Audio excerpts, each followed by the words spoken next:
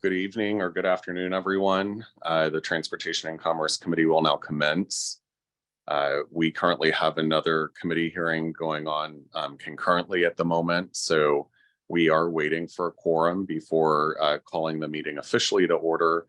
But in the interest of the public's time and the time of people here, and while we wait for our colleagues to conclude their deliberations over on the public safety hearing, we'll go ahead and at least start with the presentation from Metro with respect to the three funding bills that we have before us this afternoon, which are board bills 51, 52, and 53, if I'm not mistaken. And we'll turn the presentation over to them. If you could both introduce yourselves, and then Madam Clerk, could you please swear both Talby and Tammy in for the remainder of the hearing? Yes. Okay, I am Talby Roach. I'm the president and CEO of Bi-State Development, and we run Metro Transit. And I'm Tammy Fulbright. I'm the CFO for Bi-State. So, Do you, sorry, do you affirm or swear to tell the truth, the whole truth, and nothing but the truth? I have to have your right hand up and your word saying you do. I do. I do. Thank you. You may proceed. So I will open up our presentation now. Get that on the screen.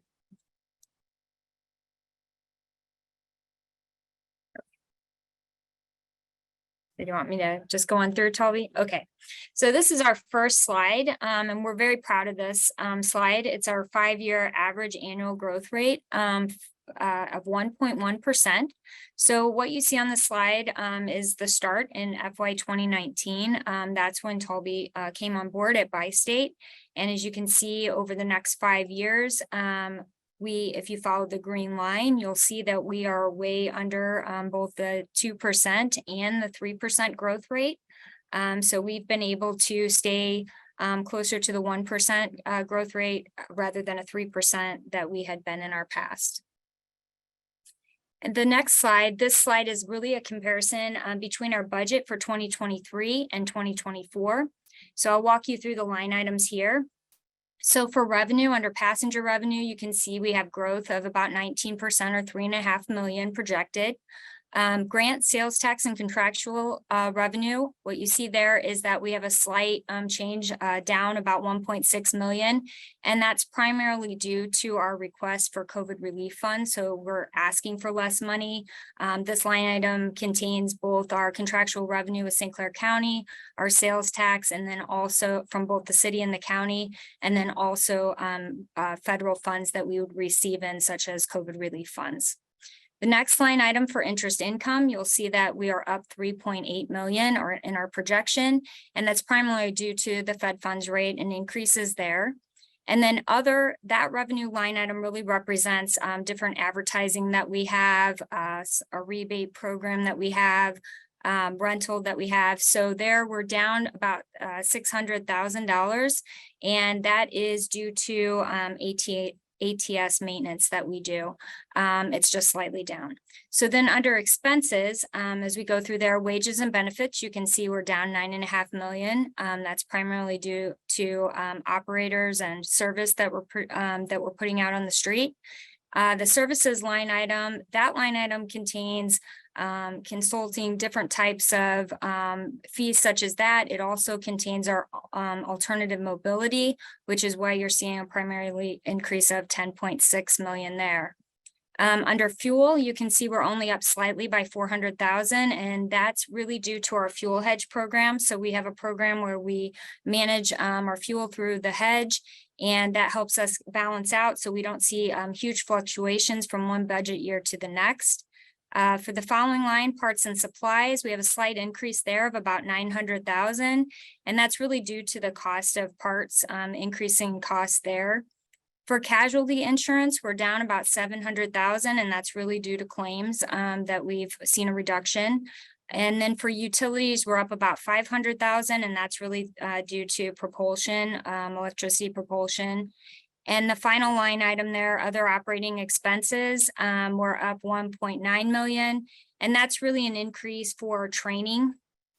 We were down during COVID, but we're getting back to a norm there and really focused on training for our staff. So that's what that increase is there. So in total, we're up 4.1 million or 1.3%. And I can pause there if there's any questions or keep going. Keep going.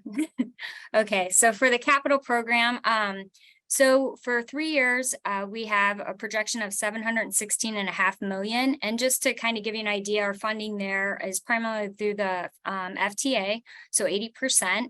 The local funding comes in at 20% from St. Louis City County and St. Clair County. And one thing I want to note here is that for our light rail vehicles, we have an aging fleet. And so we were just awarded 192.6 million to help with that from the FTA. So we're really excited about that and moving that program along.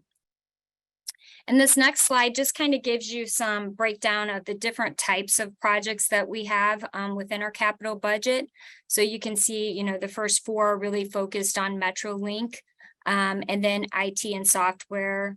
Then we really focus on our facilities, and finally our LRVs, our vehicles, buses, non-revenue vehicles, and preventative maintenance.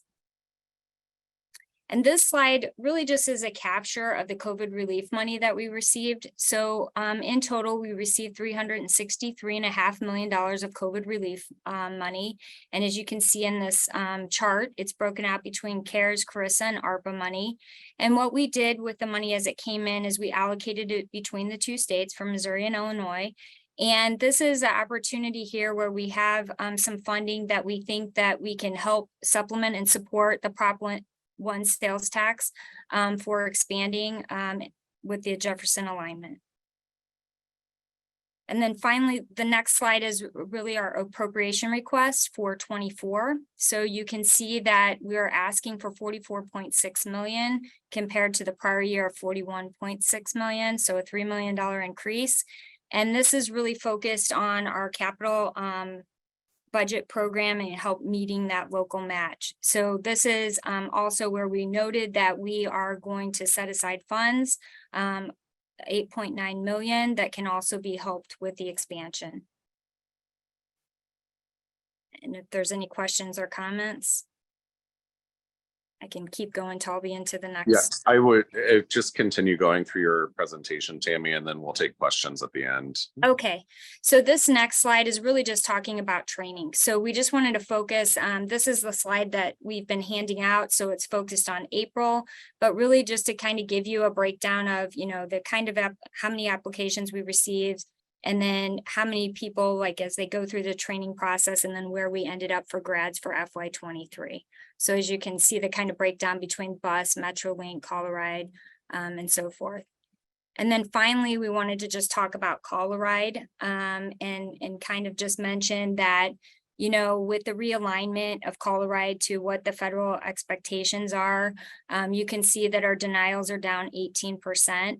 We've been able to increase trips by 200, and our call wait times are down. So those are good results as a result of the change that we had to make there.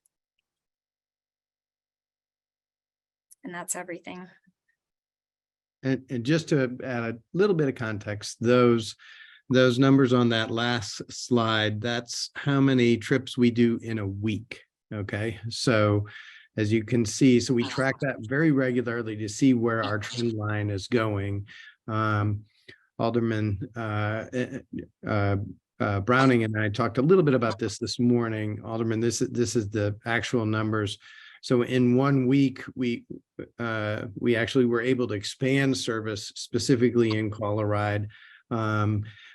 Due to it seems hard to reduce the service area, but expand service within that to do a better job, to have less denials. Obviously, you see our denial rate going down, but obviously we see it as progress, not perfection. We have a ways to go. We still need to improve service, but it's a discernible difference in our weekly trips, obviously adding somewhere around 200 trips there.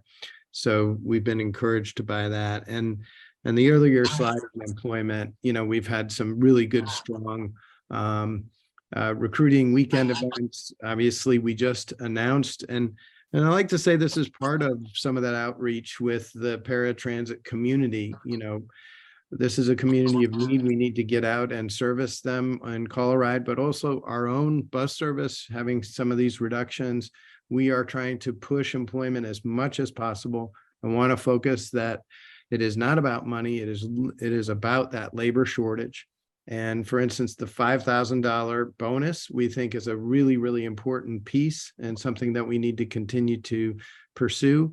And concurrently with that, we will be enhancing our offer to our represented employees, because after all, those folks are out there every day working those 4:30 a.m. shifts, working double overs, et cetera, to be sure that St. Louis is still moving. So we're going to support those employees as well. And as a matter of fact, that enhanced offer will go out to them in a collective bargaining session tomorrow. So very excited about that.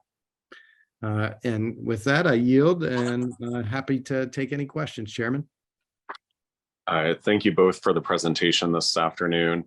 I'll take questions from any of my colleagues that are currently on the line. Alderman Browning.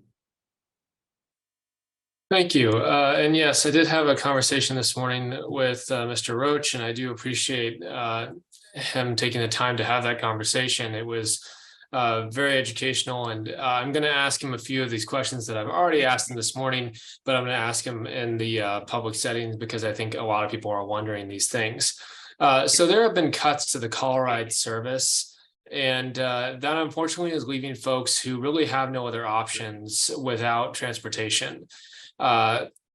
It is troubling to me that this resource that is available for people who really cannot transport themselves, but still want to live independently in our very car-dependent city, are without options. As we're looking at Bi-State's budget here, I am seeing that we're spending money on some things and not on others. And I was wondering if you could speak more to the cuts to Colorado and what the plans are for that in the future. Sure. Thank you, Alderman. And let's first acknowledge that the impact to our riders, and in particular to paratransit service, is real, and it's a discernible impact and something that we care very much about. We're very disappointed that we have to cut any service whatsoever. You know, these are our customers. This is a community of need, and they need the service. But unfortunately, we had to make, with those trip denials, we had to make some tough decisions about how to try to get as efficient as possible to cut down on those denials and compress our service area so that we could, within the core, do a better job as far as reliability is concerned. And you saw the slide where we're increasing that reliability. It is not good enough yet, and I accept that. I think it's very important that we speak directly to the public and talk about, you know, some of those difficulties that we're having, and be sure that then we are executing on those. Part of the execution is making that hard decision to compress that service area so that we could be more efficient. If we're going way out to very remote locations, it's much harder for us to service those folks. So we took a lot of resources with a service area that had gotten just too big over the years. So we compressed it down to what the federal mandate is so that we can cut down on those service numbers. Then, of course, we have also reduced some of the frequency of our bus routes, which concurrently can affect Colorado, because Colorado is supposed to mirror what is the service that we have. As we increase in employment availability and we hopefully recover in the next, and it's going to take some time. I don't want anybody to think that we can recover this employment crisis in a month or so. It's going to take some time. It's going to take some effort. We're going to have to continue to hit this every single day. But the point is that then we can replace some of that service, okay, and then increase our service numbers. But we have to be very measured and very, very careful about this, because it is a fact, and you bring up a great point, that these are folks who really have no other option. We need to look at that at every point that we can, and be sure that we are redesigning and designing the system so that it is as responsive as possible. So what I can tell you is that this organization is committed to doing everything we can. My board, as a matter of fact, authorized the $5,000 signing bonus as a partial response to the very compelling meeting we had with the paratransit community to show the public that we're going to do everything we can. No stone will be left unturned. We're going to do our best, and we would really appreciate the community's help in getting the word out that we have great jobs at Metro Transit. Thank you. So what I'm hearing from you is that there is a labor shortage, which just from my observation is hitting every single sector of every single industry. And right now, even though we are paying competitive wages, even though we have good benefit packages, there's still a shortage that is preventing Bi-State from providing as comprehensive of a level of service as they could.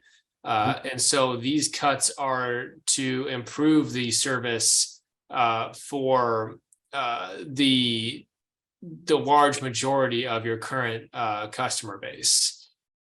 That's entirely accurate. So essentially what that is to try to use our current capacity to serve the most people. Okay. And that has meant that we have had to make some hard decisions. I would prefer not to make those. I would prefer to keep some of those frequencies up. But as we are able to recover, we'll be able to move some of the bus frequencies back, which will then expand concurrently the call a ride service in hours and capacity. So both of those things. And I think what is necessary is that we show the public, and I would note that our represented employees, they're getting an enhanced offer that will be presented tomorrow by my colleague Chuck Stewart, my Chief Operating Officer. He's working on that right now. And it includes our represented employees included. It was pre-negotiated gratefully with that great union, 788. And we got through a 5% raise in wages just this year. In fact, a little bit more than the city and the county, because we're all in the same boat here. And I'm happy to be sure that and I'm proud to pay those wages and offer full benefits. These are salt of the earth folks who are moving St. Louis, and they deserve credit for moving St. Louis even through the pandemic. I don't think anyone questions the value of the employees of Metro. It's honestly the kind of work that I really respect someone for going into, and happy to help spread the word that you do need drivers, because I think providing that service is something that a lot of people would enjoy doing, knowing that they could help people who do need that level of transportation. So I have to ask this, even though I understand it now. There's been news about a secure platform project that $52 million, I believe, is being put towards adding turnstiles and improving security at stations. I am, of course, a proponent of security at our stations and want to make sure that people feel safe riding the train. I do have concerns about turnstiles being effective. There was a study that you all did with some consultants a couple of years ago.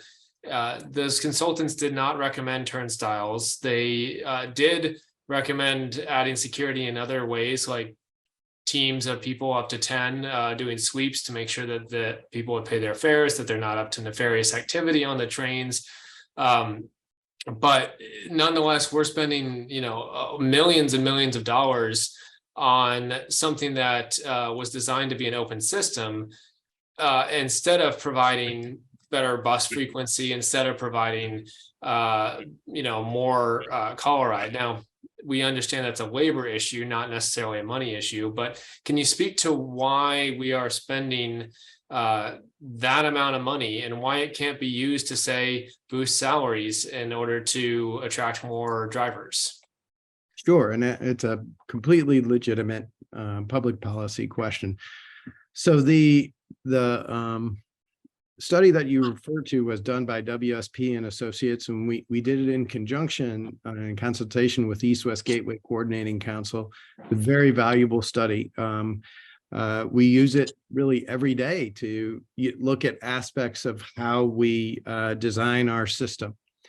But there's no question that one of the things to a healthy transit system in the greater St. Louis area is that confidence in the system, and that everyone in the whole greater St. Louis area believes that our system is safe and effective, is a very important component, because after all, our number one support is through tax revenue, which means that everybody, all citizens, support this and the public good of transit. So therefore, confidence in that system, fundamentally with security, is a big, big deal. And so it is true that we went the extra step in secure platform plan. And I would tell you that it has, with obviously a few exceptions, and I totally respect that you disagree with me a little bit there, but it has received ringing endorsement, including in excess of $10 million of private sector donations towards that project, an extraordinary thing towards a public project. Also, there's some really valuable tools that is associated with secure platform project that have been already very valuable. Not only does it include some of the gating systems, but it also includes a full camera enhancement. As a matter of fact, our real-time camera center is actually in operation right now at our Compton facility, and it is a very valuable asset. I challenge everyone to talk to their local law enforcement officers. We have great relationships with St. Louis County, the city of St. Louis, and with St. Clair County. And we have been getting used as an asset to solve crime in all aspects of our greater St. Louis area. And that's partially because of the value of this kind of very important tool to make our community safer. And one thing that I am just compelled to talk about is it's rare that we have national attention. I know that sometimes we think St. Louis is all by ourselves. No one else has the problems that we do, but it is not true. These kind of issues with safety and security are happening across the country in other transit systems. And I have been interviewed very lately by Calgary, Minneapolis, St. Paul, and by Seattle about how we are gating the system and how effective are these assets. It's a new conversation, and it is associated with the need to address the simplicity of public policy where it is fair, where it is still empathetic, where it is being responsive to the public, and trying to respond to what folks want. I totally respect and understand that this is worth debating and talking about. I think that there's a lot of gray area to think about, but this has been, and I will say that this is a one-time capital. One thing about operating, and I would note that our operating budget is 68% based in labor, really. And this is a one-time payment on a capital project. When we make those investments like that 5% raise we enacted this year, that goes every single year. So my CFO is very, very sensitive about the difference between operating and capital. And I always like to just point that out, but I think it's very much worth debate. And I'm very hopeful that you will see the merits of the other aspects of the project and see how we have tried to unify it with our police partners who, by the way, I'm also compelled to say I'm very grateful for them. I can't make the system safe without the partnership of the St. Louis Metropolitan Police Department or the St. Louis County or the sheriffs. By the way, I have 3 different police departments working in everybody else's jurisdiction. There were some folks in St. Louis who said that was not possible. It is happening on MetroLink. I push back against the fact that we can't work together as municipal agents. We can, and we are on MetroLink. We still have work to do, and we're going to continue to do it. Well, thank you for that. And I do agree that people feeling that the system is safe is important to people using it. So I think there is room for us to agree on that. The turnstiles aside, I do understand that, an intricate camera network, that manned patrols through the stations, and making sure that there's a presence of security on the platforms all adds to the user experience that makes people want to use that transportation. The other thing that makes people want to use transportation is the reliability and frequency of it. If I need a bus and it runs, but it only runs every 2 hours, and God forbid I miss it, because maybe it's not running reliably, maybe it arrived a couple minutes earlier than I expect, and now I have to wait 2 more hours, I'm probably going to go out and find another way to get around, because I cannot depend on the bus. With the cuts in frequency in Metro Bus, have you seen a decrease in ridership? Yeah, we haven't year over year. Metro Bus in Missouri right now is actually up really right about 6.5% year to date. But the reality is that quality service and having to do with frequency is absolutely correct. We need to provide a good customer service. And I think that your critique on frequency is accurate. It's better service and more quality service to the public if we're able to run that more frequent cadence so that we can attract more riders. You bring up a great point that maybe some people will decide not to ride the bus if we're only doing our frequency because they can't make it because of their trip. Because if they miss that bus, obviously they're waiting 59 minutes. And that's untenable in today's world. It's harder to get to jobs and so on. So I want to say and acknowledge that that's a fair critique, and it's one that we want to push back against and look at different alternatives, not only look at alternatives with frequency, look at other kind of rideshare services that we can supplement and looking at mobility as a service, as an alternate, especially in kind of more rural atmospheres. That's not really accurate for the city, so to speak, but does help us give alternatives as far as ridership is concerned. We are pursuing those things. So I think it's a very fair critique, and it's one that we would like to return to better frequencies.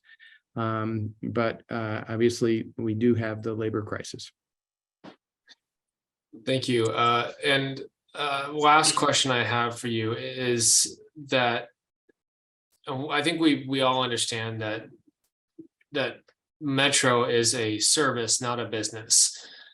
So we are not trying to make profit here. We are providing a much needed service, much like electricity, much like water. This is how many people get to their place of employment. This is how many people get to their doctor's appointments or other necessities. And so at every level, we have to be pursuing that level of service instead of, and I understand we operate in the real world, we have to operate within budgets. But what it sounds like to me and what I'm hearing is that while these cuts are right now because of a labor shortage, there is a desire within the organization, and there are even plans. Is that what I'm hearing? That there are plans to return to increase routes and increase frequency in the future?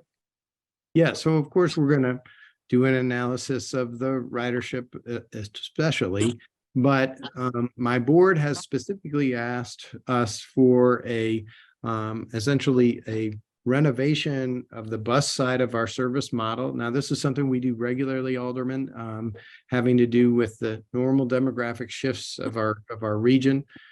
We should constantly be looking at our service and how are the ways that we can enhance it.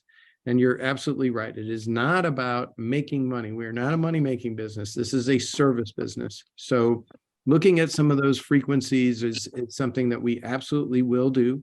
And a good deal of the service, should we get a lot of those, the labor back in, we will be able to return, because that is our goal, is to provide the most service within a reasonable cost. So especially in a frequency model, when we can start getting some returns to ridership, and I'm encouraged by some of the returns as we see post-pandemic, then what we do is we circle that money right back into the system so that we can provide more service. There's no with the exception of being sure to support our capital efforts, which Ms. Fulbright mentioned very eloquently. We need to be sure where our future is, but we need to look at that long-term aperture. The long-term aperture means that we should be looking at some returns to service. Should we recover from a labor standpoint? And I will tell you that my Board of Commissioners is interested in that, and they've asked specifically for some revisions to those plans once we return to a labor stasis. Well, thank you. I think we all agree that the success of Bi-State and doing this and making sure that we are not only providing reliable and dependable service, but frequent service that goes to the places that people want to go and does it with enough frequency that it's convenient to use. That's really a priority of not just the city and the county, but really everybody in the region. Mhm. So I do appreciate you taking the time to answer the questions today, and I'll turn it back to the committee to see if anyone else has any questions. Thank you, Alderman. I think we're still waiting on public safety here, but I do see that Alderwoman Schweitzer has joined. And if she has any questions, I'm happy to entertain those. Thank you, Mr. Chair. I am on my phone today. Can you hear me okay? I can. Okay, awesome. So I really appreciate you letting me speak today. I am a frequent rider of the Metro bus, and I really appreciate the comments about wanting to increase service and increase routes, increase frequency, increase safety. All of those things are very important to me as a rider. So I appreciate that. I speak a lot about the need for more infrastructure at each bus stop, in terms of having shade and, ideally a place for folks to sit.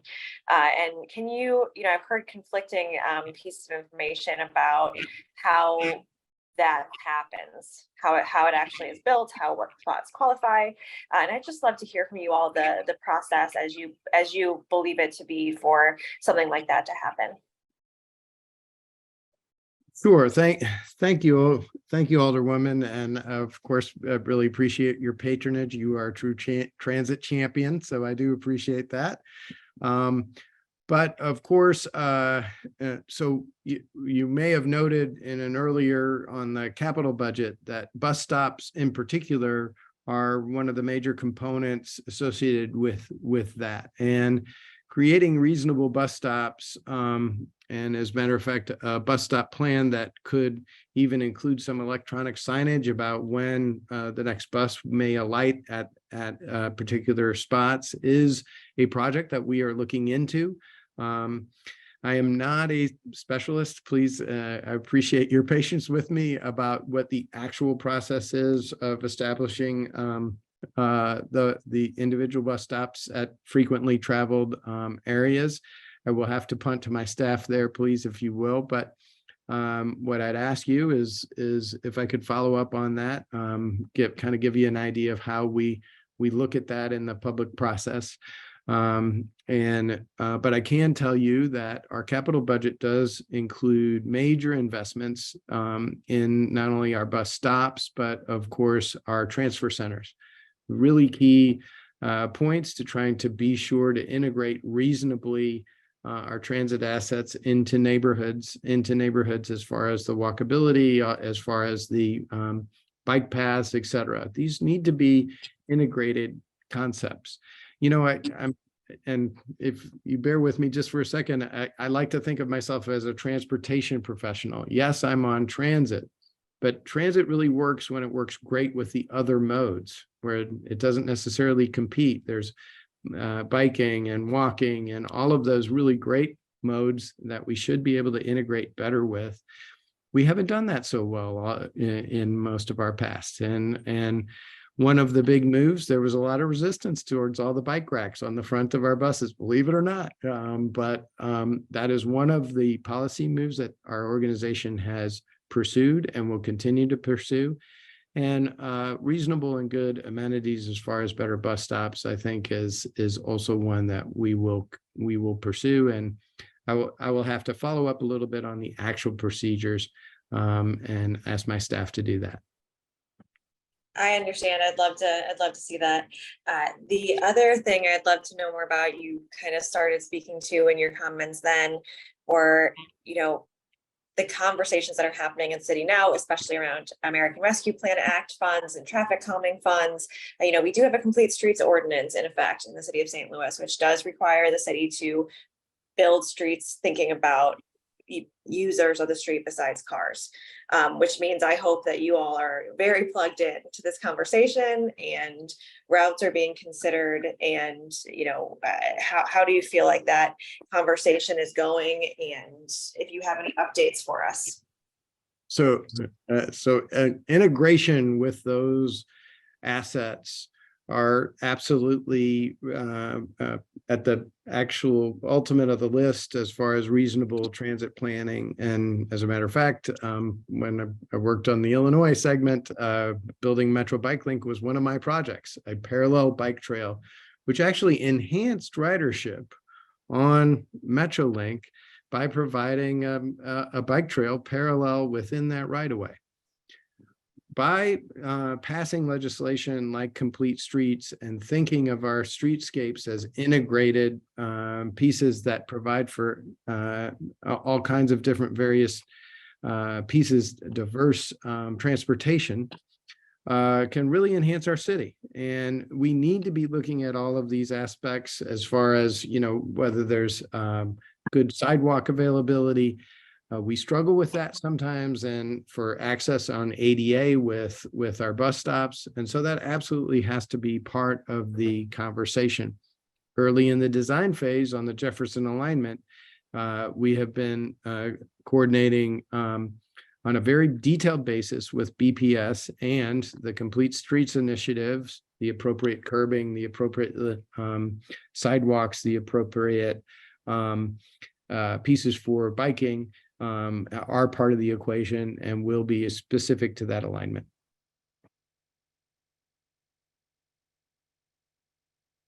You're muted, Alderwoman. Thank you so much. That might be the first time I've done that, this virtual world. Apologies. Just so excited about transit. I can't remember about buttons. Thank you. I mean, that should be really happening with every single street the city is working on. Alderman Cohn can speak to this a lot more than I can, as he was a co-sponsor of the legislation at the time. So, you know, I just always want to see that is happening, you know, that we are following the law that's already in effect. I think I'm starting to break up a little bit on my end, so I'm going to assume that means my internet might be going out a little bit. So I'm going to yield my questions back now. And thank you so much, Chairman Cohn, for letting me ask some questions today. This is a super exciting topic for me. I appreciate it. Anytime. And you sound just fine on my end. So if you have other questions, you're more than welcome to chime in. Since we are still waiting for the Public Safety Committee to adjourn, we'll go ahead and start taking testimony from other folks that are in the meeting here that have any input, questions, concerns, comments with respect to these three board bills. Madam Clerk, I'm going to rely upon you to go through the list here. Okay, I have one hand raised, and that is. Oh, here, yeah, for anyone who's here to speak on board bills 51, 52, or 53, if you could please raise your hand so that the clerk can account for you and make sure that you're called upon. We will be allowing folks to share their thoughts and feedback. We're going to limit it to 3 minutes per person, and you know, would appreciate you maintaining that time limit so that we can make sure that everyone's voices are heard this afternoon, this evening. And the clerk will call upon you as hands are raised, and then we'll need to swear you in before you give your testimony. Okay.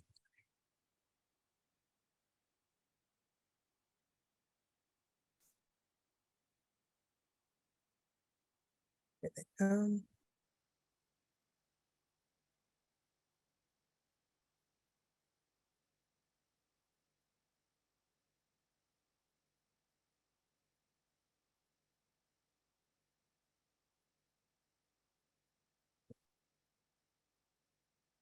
Mr. Elton Thomas.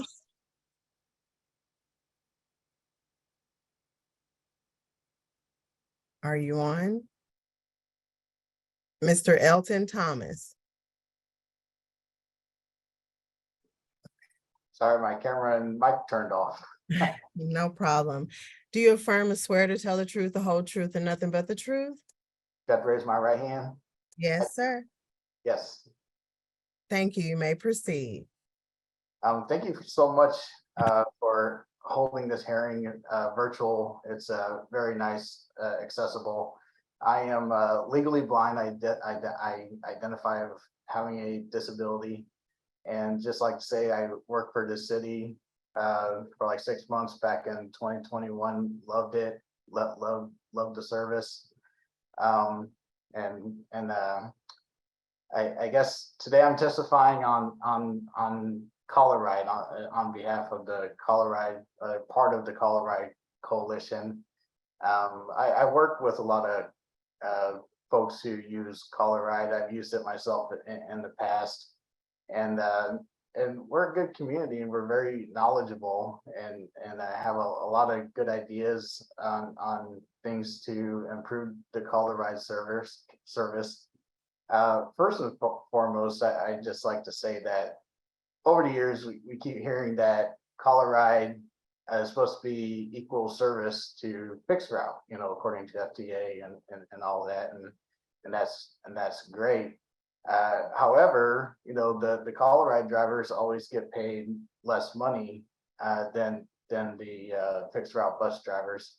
So, there's a question there, like how could that be like equal service if the drivers aren't being paid equally? So we definitely support better wages for Colorado drivers and keeping it at least competitive with fixed route, because a lot of Colorado drivers, their goal is to become a bus driver because of the higher wage. And the other thing I want to touch on is just the Colorado system itself. There's lots of room for improvement and it becoming more modernized. Governor Baker from Massachusetts did a great speech on and was recorded on YouTube about changes they made in modernizing in Boston that led to not just better efficiency, but lower cost of transportation overall. So it was like a win-win. But it's a hardship here. It's a struggle. Every day, going to work, people who ride Colorado are struggling to get into work. I have an app on my phone. I don't know if you can see it, but this is a transit app. So it tells me where the bus is, how far away it is, and I can buy a ticket and get on the bus and ride. Colorado users, they have to pay cash, and this is a 20. So now I got to go find someone to break a 20 for me before I can ride the Colorado. I think that also. It's time. Okay, that's all I got. Thank you. Thank you, Alton. CRJ Worth and July6 Worth. Hi, good afternoon. Let me swear you in. If you'll hold your right hand up for me. Do you swear or affirm to tell the truth, the whole truth, and nothing but the truth? Yes, Thank you. You may proceed. my name is July6 Worth, and I am the executive director of a coalition here in St. Louis called the Coalition for Truth and Independence. We are in partnership with Paraquad Inc. And I want to speak for a moment about, so first of all, I'm a person with a disability. I have cerebral palsy and also a pretty severe visual impairment as a result. I cannot drive. And so both my husband and I, who also has a disability, are reliant on public transportation as our main means of getting around. Many members in our coalition also use public transportation on a regular basis, mostly call-a-ride. And I want to speak for a moment about some of the struggles that people have mentioned, brought to my attention about call-a-ride, and then ask a question if I can. Many folks in our community have mentioned difficulties, if not it being almost impossible to get to work on time, to make it to doctor's appointments on time, to even make it to do, recreational fun things on call-a-ride because they can't get a ride, they're denied service, they are put on hold for a long time and then told, oh yeah, we can get you there, but we won't be able to pick you up. And there's just a lot of overall frustration about when reservations need to be made, wait times for pickup and drop off windows, overall customer service once they're on the van. And then also my question, which is, I guess directly for you, Mr. Roach, is I heard you mention a federal mandate for call-a-ride, and I'm wondering if you can elaborate on what that is. So for clarification, this is not a question and answer session. You are providing testimony. You may ask questions, but it's not a conversation. Your comments are directed towards the committee, not Metro. Perfect. Thank you. You're welcome. Thank you very much. Thank you, Julie. I see that there's another person listed on your name and your household. Are they wanting to testify as well? I'm Julie's husband. I would just reiterate the difficulties we have as a community to even go to work, right? We have an administrative assistant who her name's Monica. She hasn't been able to come to work. I work out of my house. She hasn't been able to come to work in months because it's been hard for her to get a ride on call-a-ride. So I just want to reiterate, I know you can't see my face, but I swear to tell the truth, I want to reiterate that this is a vital source, not just taking people to therapy, not that that's not important, but it's not just a medical thing or something to be sort of recreational. It is a vital source for a tax-paying group of people, right? Even people with disabilities pay taxes. So treat your drivers right, treat your riders right. That's all I want to say. Thank you, Mr. Worth. Thank you. Thank you. Okay, I don't have any other hands raised. Okay, I see you. Now you took it back down. Are there any other attendees that are wanting to speak? Panelists, okay. I have Keisha.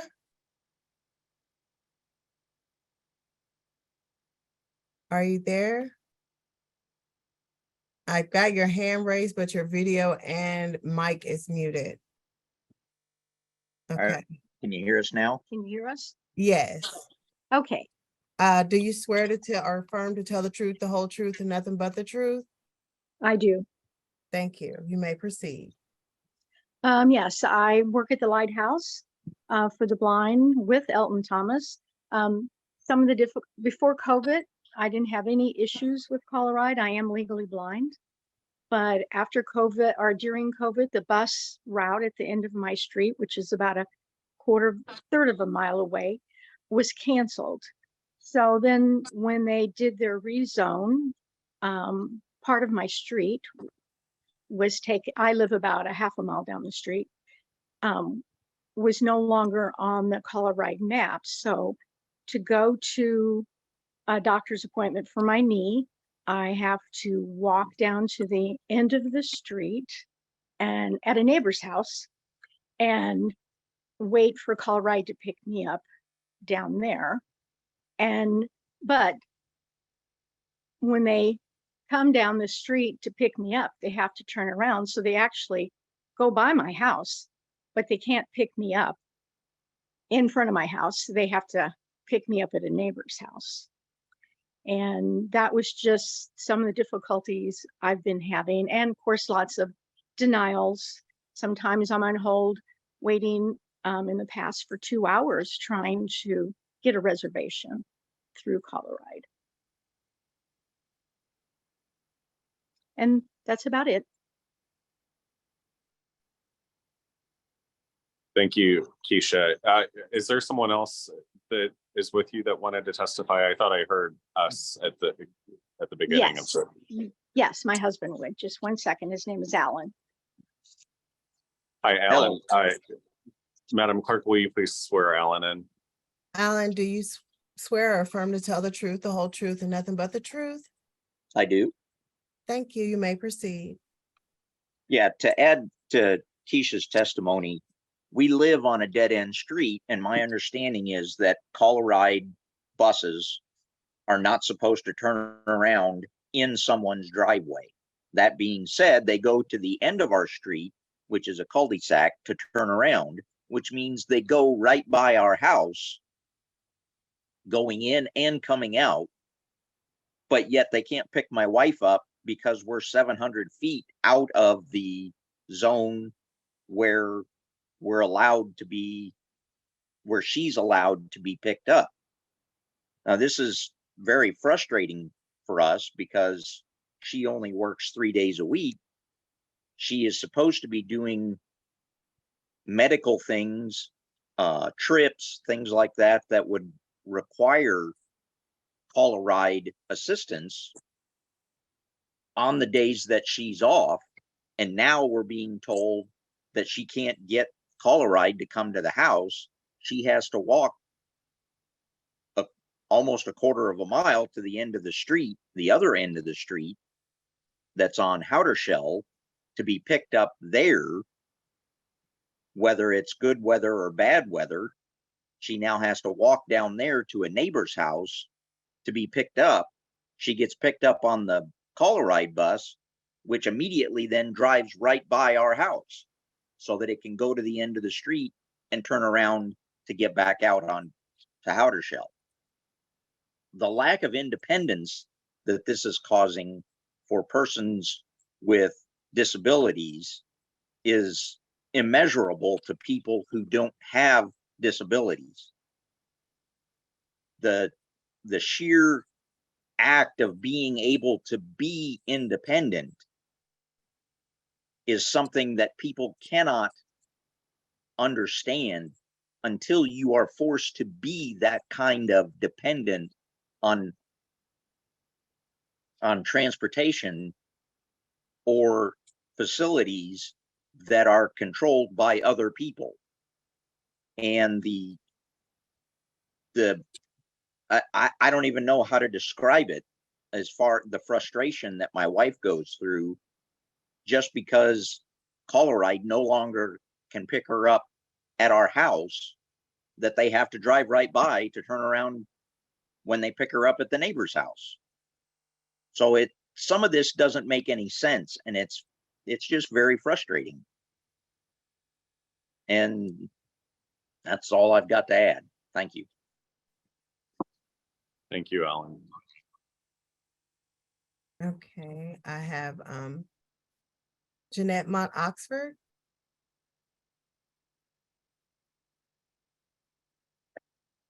Do you swear or affirm to tell the truth, the whole truth, and nothing but the truth? I do. You may proceed. Thank you.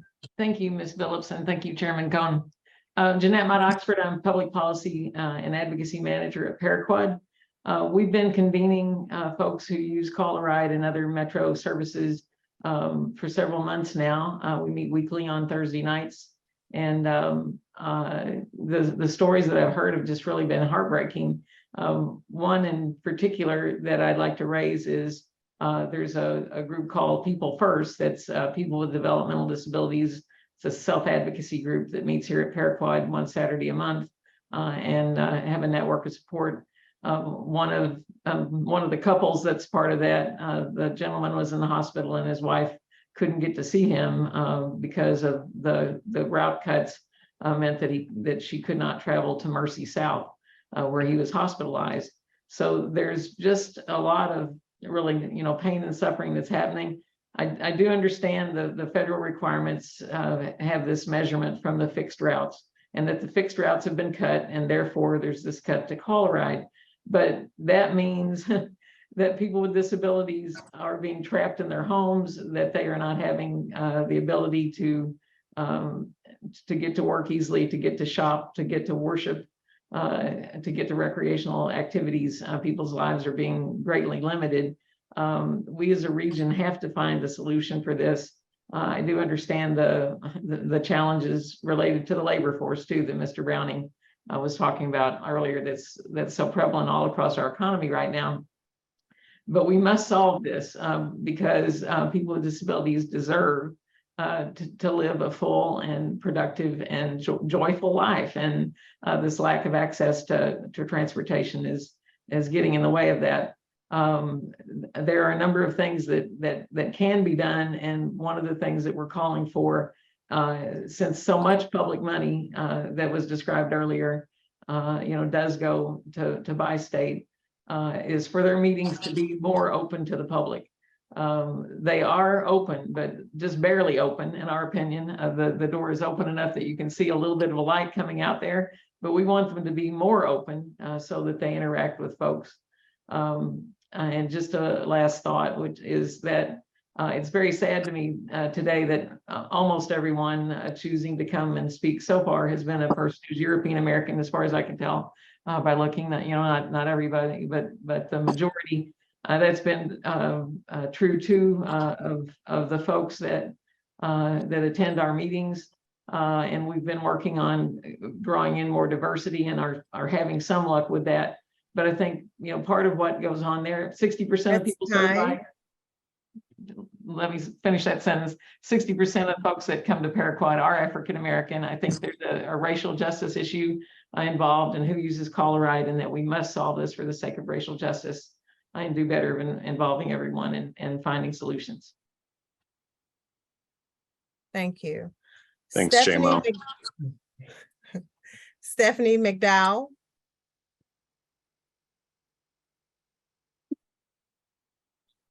Hello. Hi, how are you? If you hold your right hand for me. Good. I don't know if you can see it. I'm sorry. Do you swear or affirm to tell the truth, the whole truth, and nothing but the truth? I do. You may proceed. Thank you. So I am a long time Metro rider. I use a combination of Call-A-Ride and Metro Bus and Metro Link. I work in the city but live in the county, so my commute can be challenging anyway. But I have had difficulties in getting rides, like trip denials, a lot of trip denials. The time I spend on the phone just to schedule a ride is amazing, and heaven forbid I don't start at exactly when that phone line opens. I'm not going to get a ride. And that's been really challenging. I've also had difficulty in getting where I have to go on time. I rely and appreciate Metro because you do provide a service, and I appreciate that, but it's really hard to appreciate when I'm not getting where I need to go on time. I've gotten to work meetings late. I've had to adjust my work schedules so that I'm able to get to and from work. I limit myself on just recreational activities because frankly, I'm tired. I get home at 7 o'clock at night sometimes, not all the time, but sometimes I don't get home till 7 o'clock at night, and they'll pick me up around 6:30, 7 o'clock in the morning. And that's a long day, and I'm tired. And I also limit myself in recreational activities just due to the fact that it is challenging to get a ride, and I don't want to be on the van for that long. So it makes me feel trapped. And I go to work, I go home, I go to work, and that's pretty much what I do, alongside with other necessaries like doctor's appointments and shopping, grocery shopping, but not able to really do a whole lot of those things that I do for fun anymore, and that's hard. And I also don't always feel safe. That's time, Ms. McDowell. Thank you very much. Thank you.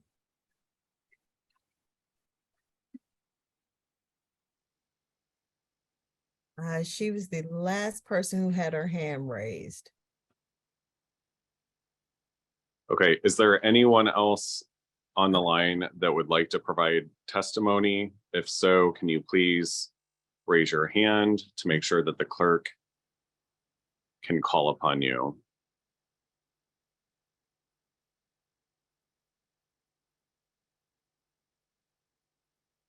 Give one last try here. For anyone else that may have joined us, can you please raise your hand if you are wanting to provide testimony with respect to board bills 51, 52, or 53? Those are the Metro funding bills.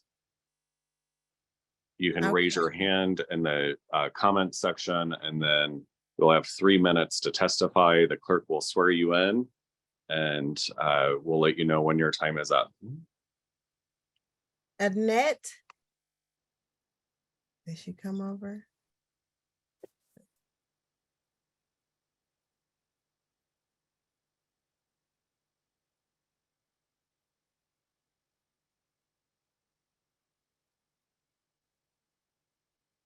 Annette?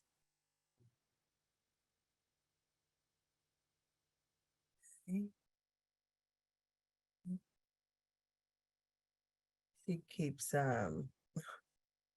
knocking off here. Hold on.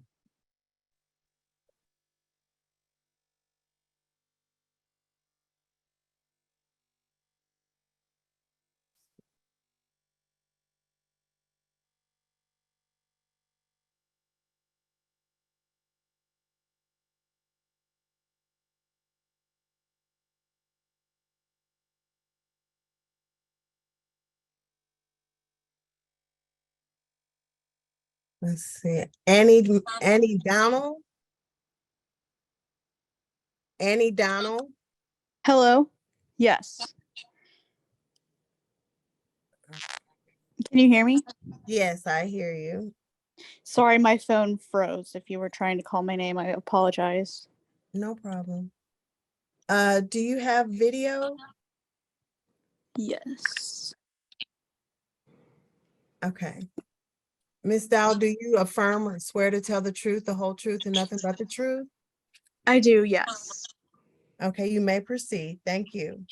Yes. So my name is Annie Donnell. I have been a part of the Paratransit Coalition that meets every Thursday on Zoom. And I have a visual impairment. I just have light perception. I do hope that these bills do pass in terms of the appropriations for the funds for Metro Bus and Coloride, and to provide better wages for operators and drivers. This is a very important topic, and to make St. Louis a better place for people with disabilities, people who are elderly, as well as anyone else in the community who wants to use transportation. I am a gateway card holder for Coloride. I do have the card. I really wish I could use it. And I think with more funding, and yes, there is a labor shortage, but I think with more funding and more technology, Coloride and supplemental services like ride shares could be used to help ensure that people get from point A to point B a lot faster. I don't use Coloride currently because it only goes from point A to point C, and I would rather go from point A to point B. And there are people that ride Colorides right now and get home 2 hours after, and I would rather just go in a more efficient way. And I think there's a way that we can all ride on the vans and be able to get places more efficiently with technology and GPS. You shouldn't have to drive, out of your way to get somewhere. So that's all I wanted to say. So thank you for your time. Thank you, Annie. Okay, Chuck Smith.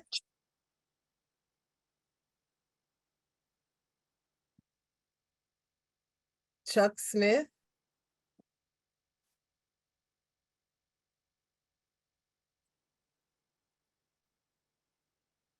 Madam Clerk, we do happen to have a quorum at the moment, so I'd like to just do some housekeeping real quick. My apologies to anyone else who would like to testify at the moment. We'll come back to you and just. Hi, Chuck. We're going to take care of some housekeeping items at the moment, but we will get right back to you in just a few minutes. I appreciate it. Thank you for your patience and understanding. We do have a quorum before us. Madam Clerk, will you please call the roll of the Transportation and Commerce Committee meeting? Alderwoman Tyus. Alderwoman Spencer.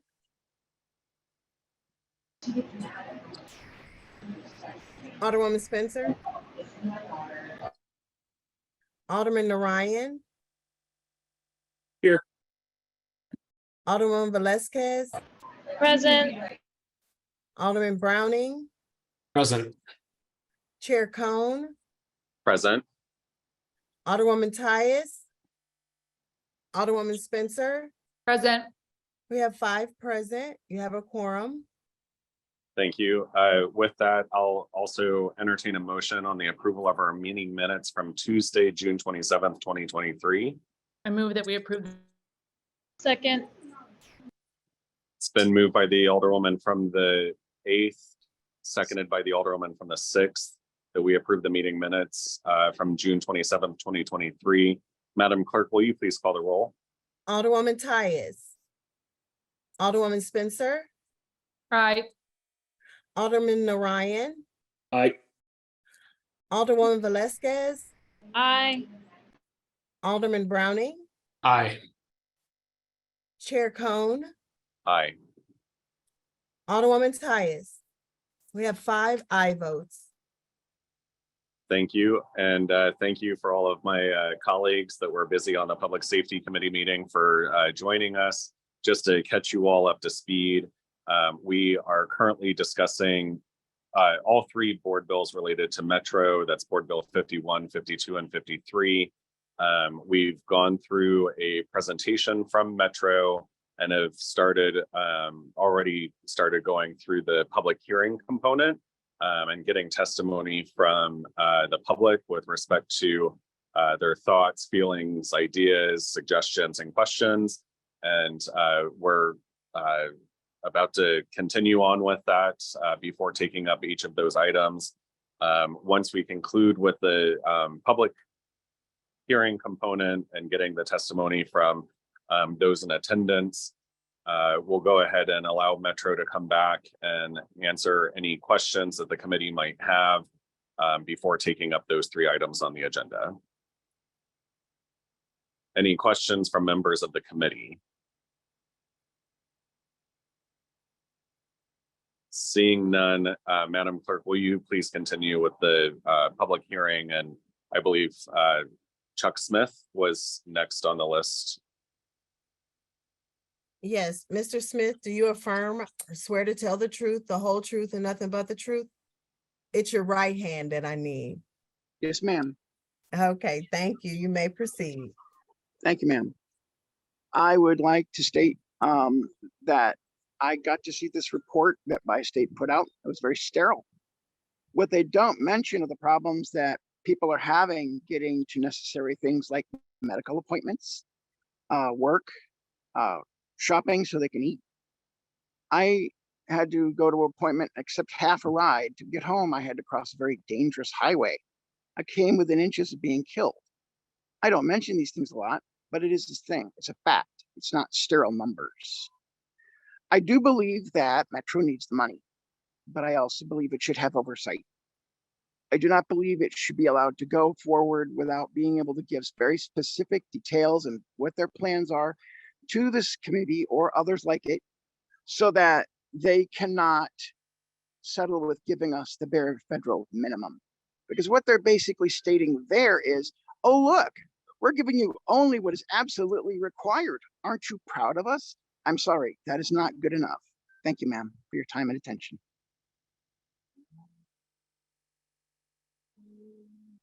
Thank you, Mr. Smith.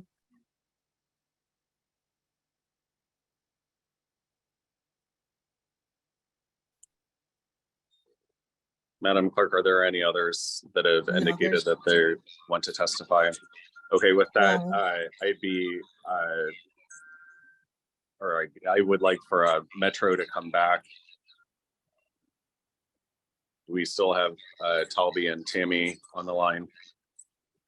We do. Thank you, Chairman. I will be brief. Thank you for the opportunity. So I find a lot of the testimony extremely compelling and accurate. It is simply a fact that we are suffering from a labor shortage, and what the public and not only this committee, but everybody should expect of Metro is that we are responsive and trying to work on solutions to fix the problem. It's accurate. It is accurate that we are having trouble with denials of service, and we have made several moves and hard decisions based on trying to cut these denials down. And we are showing discernible evidence that we're improving it, but it is not good enough. I would agree with that. And we need to work on the long term, including wage enhancements to our operators, which have been discussed as well. And we're going to continue on that line, including an enhanced offer tomorrow to our represented employees that Mr. Chuck Stewart will be enhancing, along with, of course, the $5,000 bonus, which we are now offering out, and would appreciate the community's great help with that. Yes, I did mention the federal mandate, and that is just a baseline of fundamental service that we are required to use, associated with when we give regular service, associated whether it's Metro Bus or Metro Link. And within a catchment zone, we have to get to that zone. I'm equally disturbed when we have some of these kind of strange idiosyncrasies. The couple that mentioned very passionately about the strange issue on the cul-de-sac. But I will say that our customer service folks do try to, and for instance, with this last service change, fielded over 1,200 personal connections with affected riders. We're going to continue to do that. I'm not saying that every single time we do that perfectly, but we are very passionate about what we do. We believe in this customer service, and we believe in servicing the full transit community, including the paratransit community. We take this very, very seriously. One citizen made the point that there is pay differential between Colorado and Metro Bus and Metro Link. That is true. Those are separately negotiated contracts. However, we are moving forward with enhancing the Colorado contract associated with the same representation, similar to the 788 contract, which will be presented tomorrow. And that's to follow the same economics so that we're being sure that we offer jobs that have full benefits, are compelling, and are very important. So we take the criticism very seriously. I find most of it is accurate, and I want to acknowledge that. And I want to acknowledge that we have work to do. We would appreciate some help with that work. We have great jobs at Metro. Our average employee has been with us, believe it or not, 8 to 9 years. And I think what that tells you is that they're very serious about serving the community. These are passionate folks who wake up every day, often 4:30 a.m. to run bus routes. And we have full service and benefits along with retirement. They're great jobs, and you could serve your community. So I very much appreciate the time. Thank you, Chairman. Thank you, Mr. Roach. We'll go ahead and take questions from the committee now. I'm going to do away with our regular sequence of questions here, because I know one of our colleagues is currently out of town and has spotty reception. So I'll go ahead and allow Alderwoman Velasquez if you have any questions that you'd like to ask. Sure, thank you. Can you all hear me okay? Because I've got my headset in. Yes. Okay, perfect. Thank you, those who testified, and thank you, Mr. Roach. I just want to I have a couple of comments and a question. So something, I grew up, my brother who passed away, Marcus Velasquez, was deafblind and disabled, and used services like Call Ride in addition to having my family take him places. And so I know that the services that Call Ride does provide are fundamental to people having their independence, especially those who are visually impaired. And so from what I understand with this budget, I want to thank Ms. Roach, again, not only for testifying, but also for acknowledging the accuracy of this testimony. And I know that we at the board and in this committee have some difficult decisions to make, but I also want to make sure that we don't come here next year with in the same position. So I'd ask Mr. Roach, I know that there are labor shortages, and that is very real, and St. Louis is not the only place that's happening, that is happening. So I guess my question here is, how do we fix this, and what's the timeline? I'm definitely willing to help, but if we do pass this budget as you proposed, how do we not get here next year, and what are the ways that we address these issues so that we can make sure that everybody in our community is being served?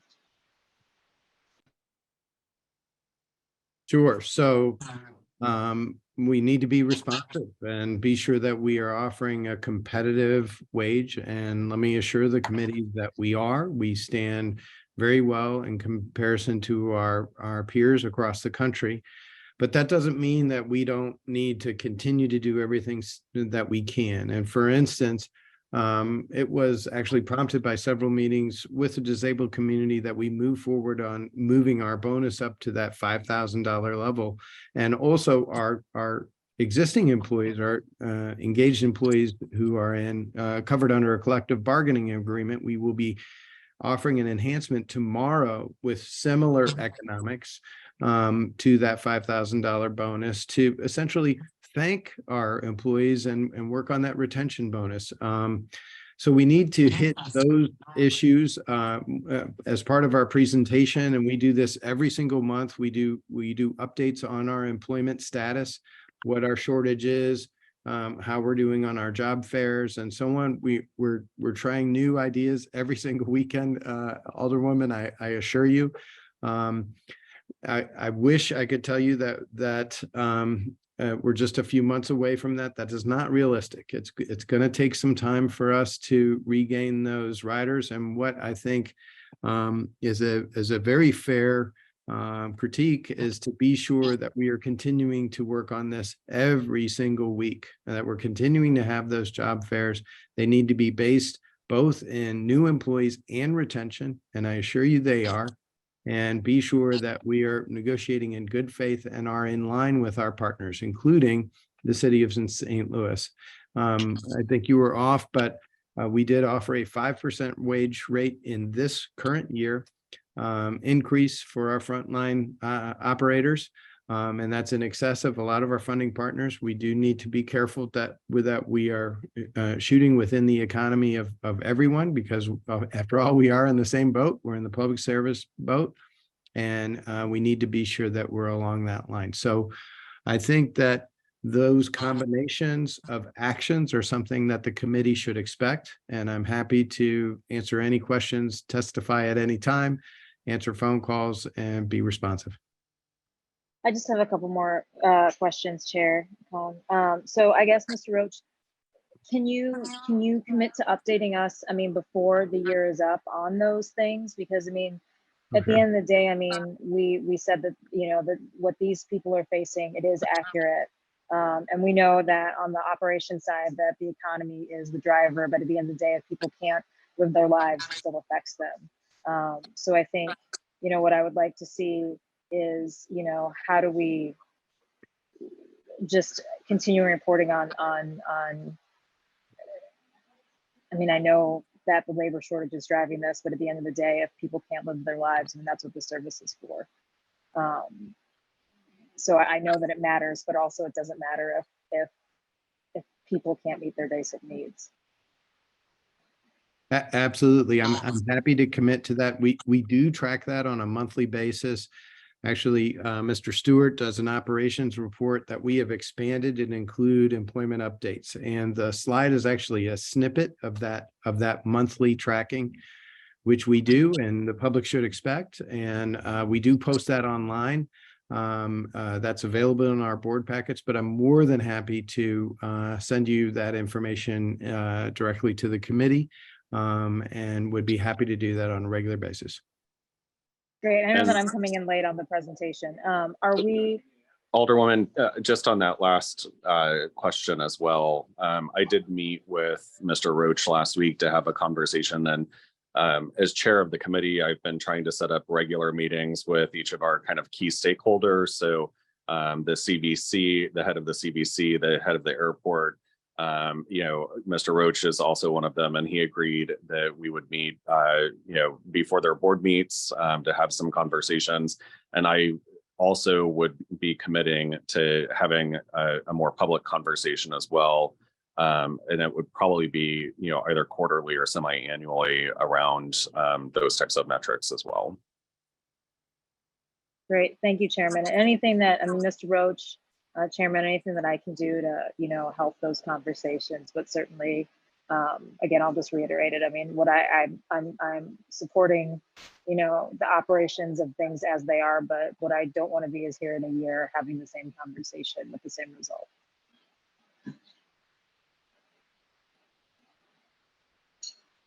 Neither do I. But Thank you. I have no further questions at this time. Oh, I'm sorry. I thought you said that you had a few more. No. No, I mean, that was it. I know that Okay. We've got some more questions and I came in late. So I don't have Okay, more thank right now. you. Vice Chair Spencer. I have no questions at this time. Thank you. Okay. Alderwoman Tyus, is she? Alderman No, she's Narayan. not here. I don't have any questions at this time. Thank you. Okay. Alderman Browning, I know you already asked some questions earlier in the meeting, but if you have any additional questions, you're welcome to ask them. No, I believe Mr. Roach has addressed everything that I wanted to ask. So thank you for that. Okay. Mr. Roach, just a couple of follow-up questions on my end. I know that we're committed to having some more transparency, and one of the items that was brought up was just transparency with the board, your board. I'm curious, you know, I haven't really had that conversation with you. I presume that you have to, you know, follow sunshine requirements, but do you all allow any type of public input during board meetings, or, you know, are they posted anywhere? How is the public supposed to learn more about when your board meetings are, if they're allowed to participate in them, and, you know, how they can get meeting minutes or a kind of audio visual copy of those board meetings. Sure, thank you. So all of those board meetings are, of course, are posted, and what we do is we stream them live on Facebook. We are still in a remote situation, which from the pandemic, we did that. And the board did change its policy to allow for then email participation at the board meeting so that we could go through those comments. Then those comments are matriculated and sent to all of the board members in a electronic venue called Board Effect. And then we read a synopsis of those comments at the board meeting. The board has not said yet when they want to go back to full public participation, in person. And so that's obviously to the, that is the discretion of the board. But then also, we have had some requests for some special meetings, and which we do from a staff standpoint without question. If anybody wants to meet with staff to discuss impacts of policy, we will do that. I did get a request from Paraquad to do a hybrid meeting that did include board members. We did do that, but the board was represented by my chair and vice chair. And those were the participants in that meeting, and they also attended the Reasonable Disability Network quarterly meeting, which also my staff attend. So we try to do our best to get out there and discuss these issues, and we do have to make hard decisions. We listen to them associated with what our capabilities are, and we try to match that. Again, I want to stress that this is not about cost. It is about labor availability and capacity. We're going to continue to move along that line in an idea of increasing service. And I was encouraged to see, for instance, that weekly move up in increased trips on call a ride due to those adjustments. They're hard decisions. We will make them, but we will make them in association with the good of the public, and that is hard to do. So that actually leads me to a follow-up question from one of the comments that was made regarding the difference between accessing the routes and scheduling and whatnot for the Metro bus versus call a ride. I actually used the transit app this morning to catch a bus in the neighborhood, the Grand 70, always one of my favorite routes, as it is for many St. Louisans. But I didn't realize that you couldn't access call a ride through that transit app. Is that something that you all are looking into with contract negotiations, or and also the difference between having to pay cash versus paying online? That can be an impediment for some people as well. Yes, it's a great idea. It can be difficult to navigate. And part of the difficulty of the navigation is that some of the most needy or of need clients tend to be cash based. And so we want to be very careful not to discommode those individuals based on a cash basis. But I would concur, however, with the very real critique that the call a ride scheduling system is clumsy and antiquated. I think that's a fair critique. I mean, I think that's something that we can do better.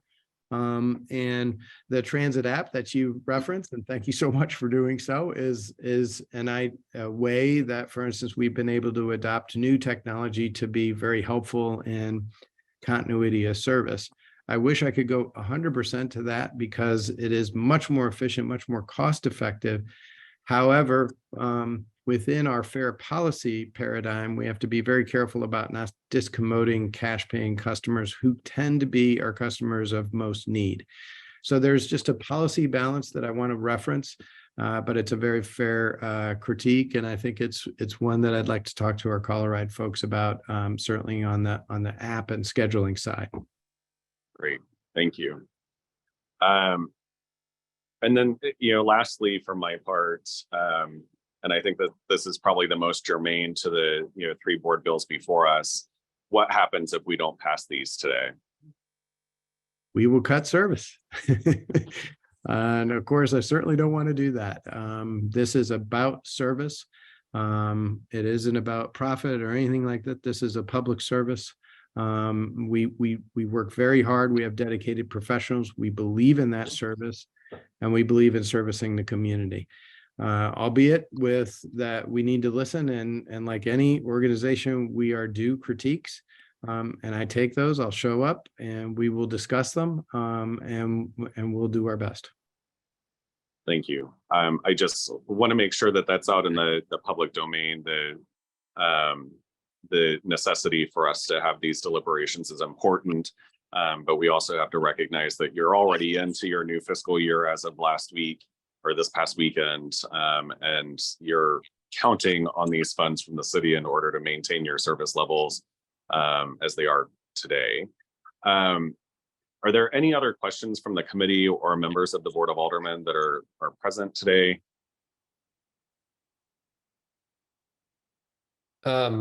No questions. I just want to acknowledge the people who came to testify today, and thank them for coming. Your stories mean a lot to us, and honestly, I turned off my camera a couple of times because I feel absolutely what you're going through, and I think that we all need to make sure that we're improving this service to make sure that we're reaching people that need the help. And I just, again, really appreciate you all taking the time out of your day to come and speak today. Absolutely. Thank you, Alderman.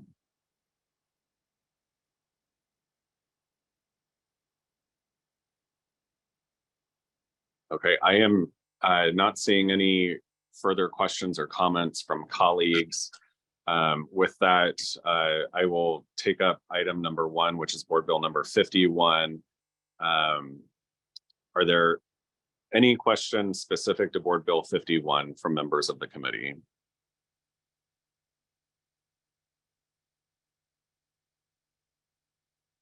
Seeing and hearing none, I will entertain a motion on Board Bill number 51. I move that we pass Board Bill 51 out with a due pass recommendation. Second.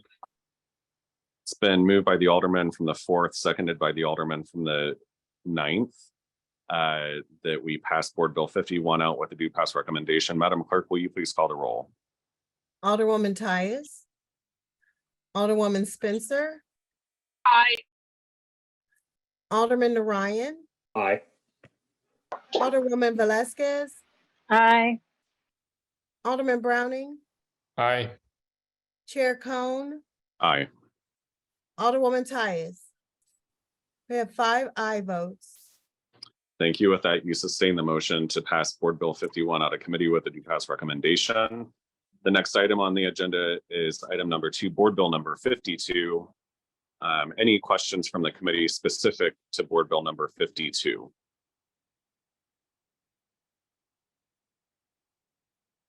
Seeing and hearing none, I will entertain a motion on Board Bill number 52. I move that we pass Board Bill number 52 out with a due pass recommendation. Second. Previous. It's been moved by the Alderman from the 4th, seconded by the Alderman from the 9th, that we pass Board Bill 52 out with a due pass recommendation. There's been a call for previous roll. Is there any objection to previous roll? Hearing no objection, Board Bill 52 is passed out with a due pass recommendation. And on to item number 3, which is Board Bill number 53. Are there any questions or comments from the committee members with respect to this Board Bill? Hearing none, seeing none, I will entertain a motion on Board Bill number 53. I move that we pass Board Bill number 53 out with a due pass recommendation. Second. It's been moved by the Alderman from the 4th, seconded by the Alderman of the 9th, that we pass Board Bill number 53 out with a due pass recommendation. Previous roll.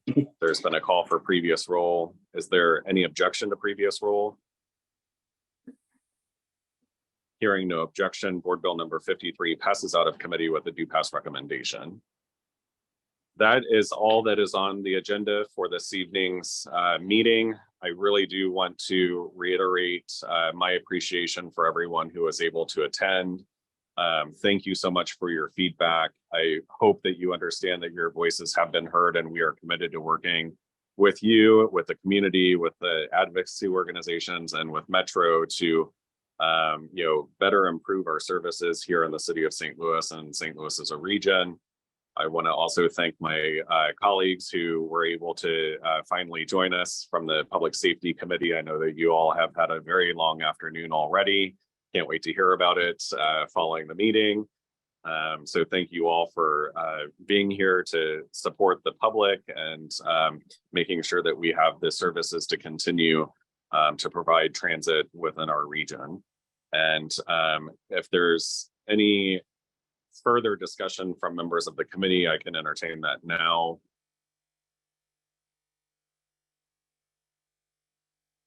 I am not seeing any. I don't have any announcements at this point in time. And I did not get any word from the alderman or alderwoman from the 12th ward. So she will not be excused for today's meeting. If you could please make note of that, Madam Clerk. And with that, I would entertain a motion to adjourn. So moved. I need a second. Second. Been moved by the alderman from the 6th, seconded by the alderman from the 9th or 4th. I couldn't tell there, but 9th. Wonderful. Thank you, Madam Clerk. Sir, call for previous roll. All in favor? Aye. Aye. Any opposed? We stand adjourned.